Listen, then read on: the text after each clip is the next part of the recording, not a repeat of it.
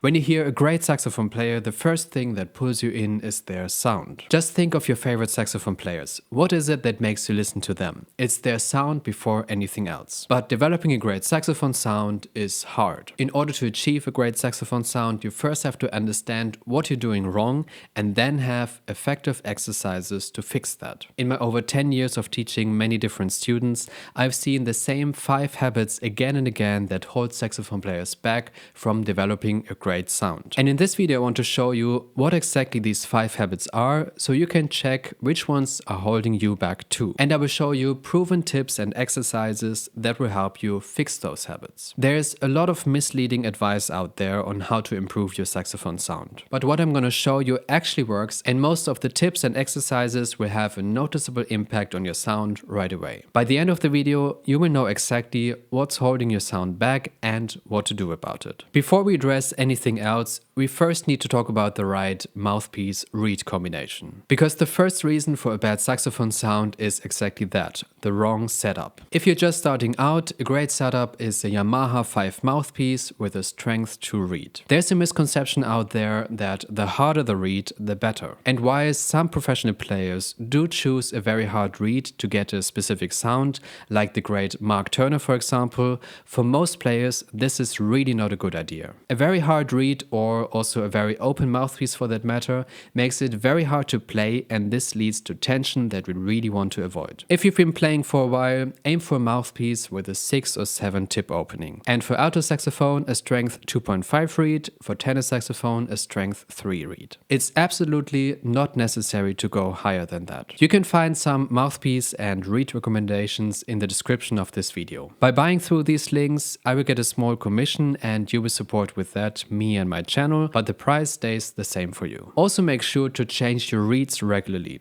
Once you've played a reed for, let's say, 2 weeks, 50 minutes a day, it's definitely time to toss it. Reeds lose their stability over time, getting softer and softer, and this really helps developing bad habits. The first thing I always check with my students, right after making sure that their setup is right, is their mouthpiece position. There is a point where the reed meets the mouthpiece, and this is exactly where your lower lip should sit. Usually you will get this position when you place your upper teeth right around the center of the mouthpiece patch. If you have your mouthpiece too far in, your notes will likely start to squeak. Too far out and your higher notes will suffer. Also make sure that your upper and lower jaw stay in a natural, relaxed position. Correcting your mouthpiece position can really make a huge difference, and it's really worth checking this out for yourself. Now that we have the right setup and the right mouthpiece position sorted, let's talk about air support. I always think of it like a car and fuel. If the tank is empty, the car stops. The saxophone works the same way. Without enough air, you simply can't produce a good sound. Air support is the foundation everything else is built on. The problem is, in our daily lives, we don't use our lungs anywhere near as much as playing the saxophone demands. So one of the most important things we need to do as saxophone players is actively engage them. A great exercise for that is the balloon exercise.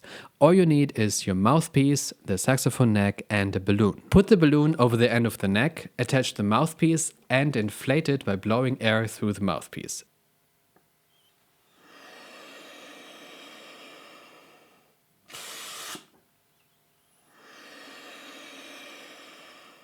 Then remove the balloon, set up your saxophone normally, and play a note.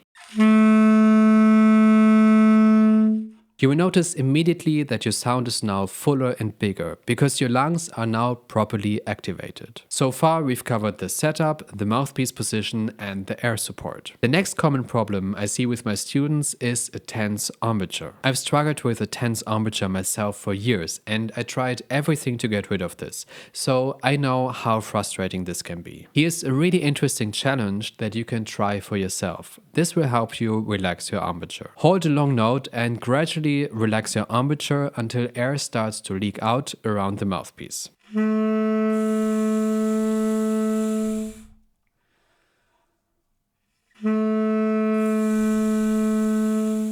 This might sound easy, but it can actually be quite difficult, especially if you're used to clenching around the mouthpiece. With this challenge, you force yourself to let go of the tension and break out of your bad habits. Before we get to one of the most overlooked reasons for a bad saxophone sound, I put a lot of effort into creating videos like the one you're watching right now. If you want to support the work, you can become a member of my channel for just €1 a month. All you need to do for that is click on join right below this video. As a bonus, all members get PDFs for selected videos for their own practicing. Now let's get to the fifth reason for a bad saxophone sound: a closed throat. This last one's really overlooked and in my opinion is one of the game changers for a better sound. The best exercise I know for this, and one I do with virtually every student, I call the hairdryer exercise. Take a phrase from a song you're currently working on.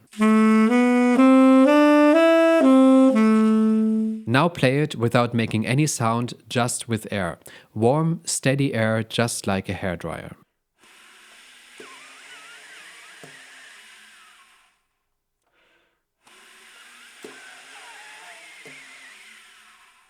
Do that 2 to 3 times and then play the phrase normally again.